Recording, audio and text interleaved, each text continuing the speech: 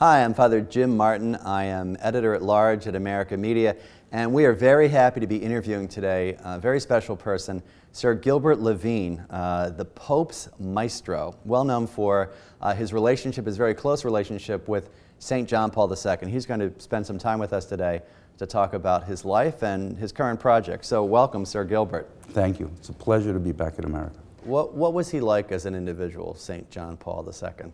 Biggest heart, a heart as big as the Capitol Dome. Asked about my children every single time I saw him. I thought he was going to sit down with my son Gabriel and play chess with him. He asked about David's violin playing. He was solicitous of my mother-in-law. He was funny with me, really, really funny. What's it like to have known a saint? We have saints in Judaism too. We don't call them saints. They walk among us and we don't know them. Well, I knew, and if you knew him up close, there was an incredible goodness, an unbelievable goodness about him. You didn't imagine disappointing him. You didn't imagine you didn't imagine saying yes to him and then not doing it. He was deeply trusting of me in a way that I was not yet of myself. In 1995, Rabin was murdered. And I was called to the Vatican, and I went to see Monsignor Dziwisz, and he said, "The Pope wants to see you." And I said, "Where?" He said, "In St. Peter's." And I go to St. Peter's, and there's a mass going on, a funeral mass of a cardinal who had died. And the head of the Swiss Guard comes and takes me from the entrance and puts me next to the organ works. And the end of the mass happens, and everyone leaves, including the Pope, who went into a door that wasn't a door. It doesn't exist. There's a cutout in a marble. There's no doorknob, nothing. And he disappeared. And then cardinals and archbishops are coming out who had celebrated the Mass, and they look at me and said, "What are you doing here?" I said, "I have no idea what I'm doing here." Turned out that was his private chapel. And he had gone in there to pray about the soul of Yitzhak Rabin, about peace. And he invited me in to pray with him. Not Catholic prayer. Silent prayer. And it was the most extraordinary experience I've ever had, because my prayer leads to music, and I started imagining music, and he's sitting there, and he's moved from sitting to a prière-dieu, and they move me sideways. Dziwisz is there, and he moves me sideways to look at the face of the Pope, not to look at the crucifix. And he comes up to me after I don't know how many minutes, and grabs my hand and looks me in the eye and says, "With him gone, can there be peace?" He looks me in the eye, and my eyes were closed. I couldn't look back. But I was thinking, me? You're asking me? Teaching, sharing his faith in the most profound way without attempting to bring me literally directly into it, but sharing the faith in. I called Dziwisz at the end of the day. I said, "What was that?" He said, "Don't you know, Maestro, we pray to the same God." So there was about him a solemnity that wasn't pompous. He never let the robes wear him. He always wore the robes. If you saw him in the Apostolic Palace on a quote-unquote ordinary day, there were frays at the bottom of his robe. He wore the same stupid brown shoes that I'm sure they tried to get him to change I don't know how many times. There was nothing regal about him, but there was something incredibly huge about his presence. I don't know how to describe it, and yet human, and yet at the same time incredibly human. That's what this dichotomy was amazing, between the amplitude of what I perceived to be his soul and the kind of humanness of him.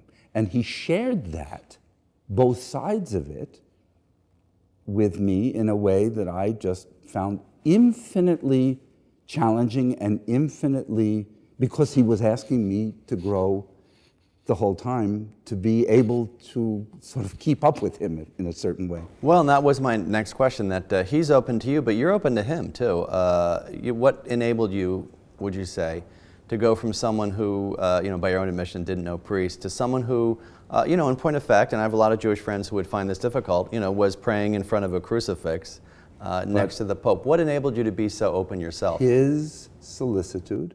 Not once in 17 years did he say, Maestro, wouldn't you be happier if you came to Christ? He cherished my Jewish faith. A rabbi gave him a gift of a menorah. It was an old menorah from the 18th century from Prague. Gave him that. He gave it to me and said, you will use it to light your candles. I will just put it in the museum. You take it and you use it in the active pursuit of your faith. My son was bar mitzvah. Cardinal Casper, at the Pope's behest, wrote a letter congratulating him on his bar mitzvah and wishing him a life of fulfillment as a Jew.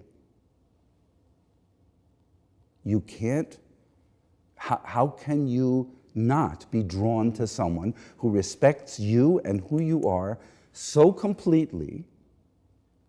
I think he respected that I was a faith-filled Jew. Beautiful. People.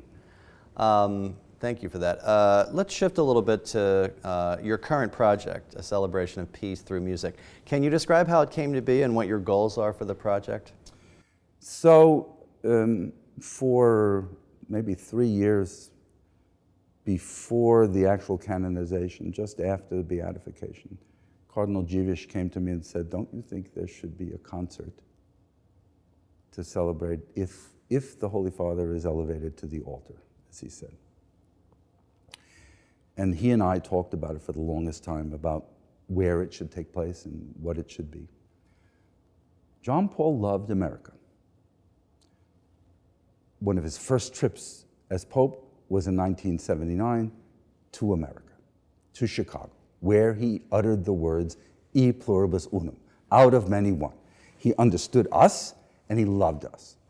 And I just thought, and I went to Cardinal Dziwisz and I said, now I know this is not what you may have thought, maybe I should have been in Rome or Krakow, but what would you think of doing it in Washington? And I went to Cardinal Wuerl and I said, he and I had collaborated on the Papal Concert of Reconciliation in 2004, where the Pope reached out to Islam with as much force and as much interest as he had in reaching out to Jews. And he was a wonderful partner, fabulous partner. And Washington turned out to be, America turned out to be the perfect place for the canonization concert, not just of one Pope, but of two, because it was the genius of Pope Francis. Not everybody thought. It was expected on some level in the Polish community, certainly, and many people thought, as you say, he was a saint. John Paul will be made. And then Francis comes out with this incredible idea to canonize both popes together. Now, John the 23rd never came to America, but he started it all with Nostra Aetate. He started it all with the outreach to Jews and Christians and Jews and Muslims and Buddhists and everybody in the world. So in Washington, we formed this incredible coalition.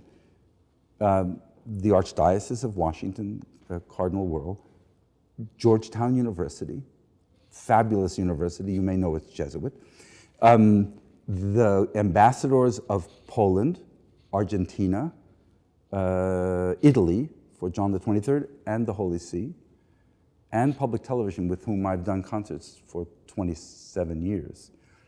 And we put together, the chorus from Krakow came, and we had the orchestra of St. Luke's from New York, from Carnegie Hall, and the Washington Choral Arts Society, and did a program which really exemplified the outreach of all these three popes in music, first of all in music. John Paul was a person for whom music became a voyage. He could look at a symphony I was conducting the way you would look at a spiritual voyage. He would look into the heart of the music while I was conducting it. It was unnerving almost from the podium not to be drawn to him because he was looking into the heart of the music. And he believed at the end that music alone, music without words, could be as powerful a way into the soul as music with words. So we did that, and then for public television, we went to Buenos Aires to explore Francis, who was just incredible. We went to, I have to tell you about Father Charlie. So we go to a slum in Buenos Aires, which was a Paraguayan slum, not an Argentinian slum, run by the Jesuits. The church was run by the Jesuits. And Father Charlie comes up to me and says, I don't know if I trust you. I said, what do you mean you don't know? Well, really, drink mate with me, and I will look at you, and we will decide in 5 minutes whether I will let you film in here. We filmed in a church in Buenos Aires, in one of the worst slums in Buenos Aires, that Pope Francis dedicated as much time to as the Basilica downtown. We went to Krakow. We went to St. Mary's in Krakow. We went to a synagogue in Venice that exemplified the attitude of John the 23rd toward the Jews, whom he may have saved tens of thousands of Jews by issuing false baptismal certificates. And we went to the Vatican, we filmed, and we made this into a PBS broadcast that has been broadcast incredibly widely. It's perhaps the most broadcast of any of the concerts I've done for PBS in the many years.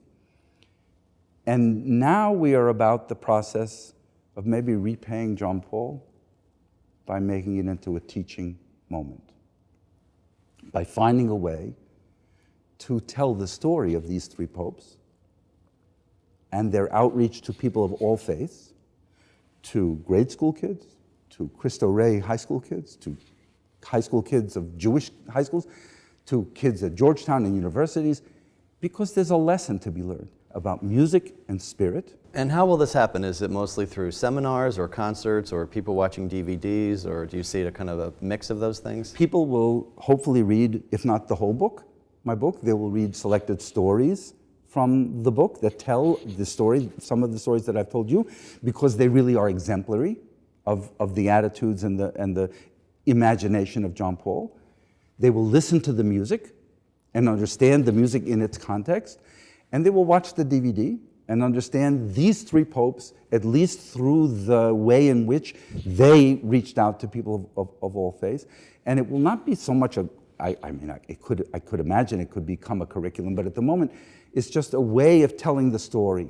So there might be an hour and a half or 2 hours that people could listen to at Cristo Rey. There might be a 45-minute lesson that a sixth grader would learn about this strange relationship and what music can mean and what reaching out between Catholics and Jews and Catholics, Jews, and Muslims can mean in this world. And these lessons will be able to be deeper and deeper and deeper, or they could be just the simplest lesson, because brotherhood is a pretty simple process if it's undertaken with an open heart, or it can be an incredibly complex doctoral dissertation. So. Well, these are great lessons, and I want to thank you for spending time with us here at America Magazine. I want to thank Sir Gilbert Levine, the Pope's Maestro, for spending time with us, and wish you well on your new venture. For America Media, this is Father Jim Martin. God bless you.